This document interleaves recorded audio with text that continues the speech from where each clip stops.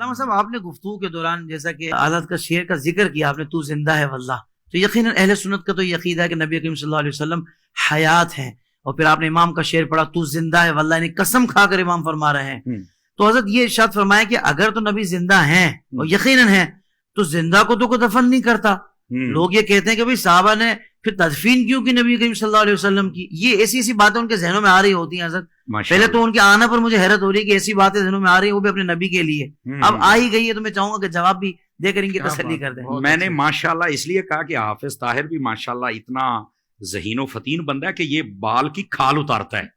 اللہ کریم آپ کو جزائے خیر دے۔ یہ بہت اچھا سوال کیا آپ نے، اور دور حاضر کی یہ ضرورت بھی ہے۔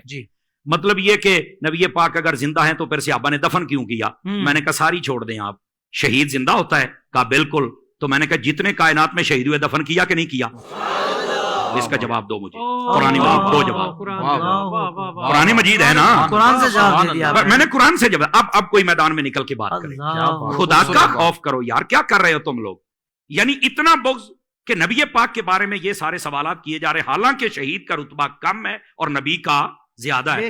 تو جب کم رتبے والا زندہ ہے تو جس کا سب نبیوں سے بھی زیادہ ہے، پھر وہ کیوں نہیں زندہ ہے؟ سمجھ آ رہی میری بات کی؟ اچھا دوسری بات، میں نے کہا یہ میں تمہارا شوق پورا کر دیتا ہوں کہ تم کہتے ہو کہ زندہ تھے تو پھر دفن کیوں کیا؟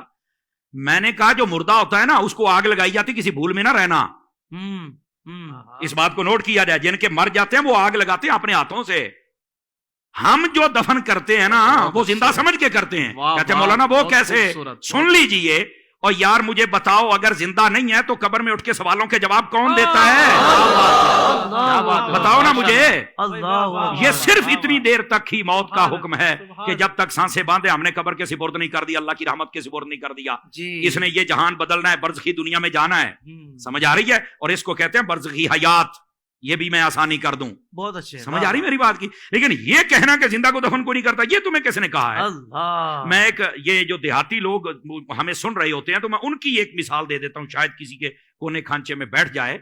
اور میں نے کہا یار بتاؤ، دیکھیں جب فصلیں ہمارے ہاں کاشت کی جاتی ہیں نا، مثال کے طور پر مکئی، ہم جب اس کو کاشت کرتے ہیں تو جب اس کا بیج نکالتے ہیں نا تو ہم پہلے اس کی چھانٹی کرتے ہیں، جو دانے خراب ہوتے ہیں ان کو سائڈ پہ کر دیتے ہیں، جو صحیح ہوتے ہیں ان کو سائڈ پہ کر دیتے ہیں۔ خراب دانوں کو ہماری بولی میں کہتے ہیں مرے مرے نے، تو کہتے ہیں مریا نو سٹ دے ہو، انہاں نو پورن دا کی فائدہ ہے؟ آ جڑے چنگے نے انہاں نو پورو، کچھ نکلے گا تے صحیح نا۔ اس کا مطلب ہے اگر یہ دیہاتی لاجک سے بھی دیکھا جائے نا تو زندہ کوئی دفن کیا جاتا ہے، مردے کو کوئی نہیں دفن کرتا ہے۔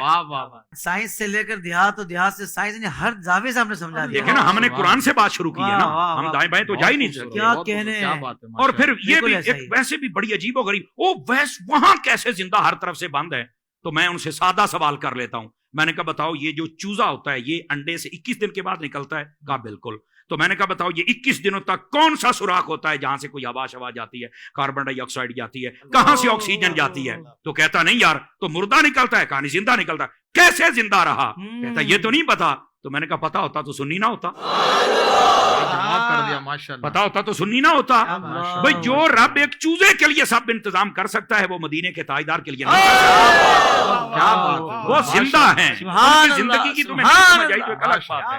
تو زندہ ہے واللہ، تو زندہ ہے واللہ، میرے چشم عالم سے چھپ جانا۔ سبحان اللہ، سبحان اللہ۔